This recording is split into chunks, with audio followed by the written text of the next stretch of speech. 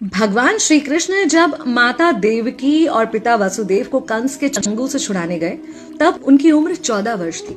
उनकी माता ने उनसे पूछा कि बेटा तुम तो भगवान हो, तो तुम हमें पहले ही कंस के चंगुल से छुड़ा सकते थे, इतनी देर क्यों कर दी? तो कृष्ण जी ने कहा, माता क्या पिछले जन्म में आपने मुझे 14 वर्ष का वनवास नहीं दिया था? माता हैरान रह गई, बोली ये क्या कह रहे हैं आप? तब कृष्ण जी ने बताया कि पिछले जन्म में मैं राम था और आप थी माता कैकेयी और आप ही ने मुझे 14 वर्ष का वनवास दिया था और कर्म फल से कोई नहीं बच सकता माता, इसलिए आपको 14 साल का ये दुख सहना पड़ा। तब आश्चर्यचकित होते हुए माता ने पूछा, तो फिर यशोदा पिछले जन्म में कौन थी? कृष्ण जी ने बताया, वो थी माता कौशल्या, जो 14 साल तक अपने पुत्र से अलग रही थी। उन्होंने उस दुख को सहा था, इसलिए इस जन्म में 14 साल मैं उनके पास रहा और मेरे साथ रहने का माता और पुत्र के प्रेम का सुख उन्हें मिला। कहने का मतलब यह है कि कर्म फल से ना उस युग में कोई बचा था, ना आज कोई बचेगा।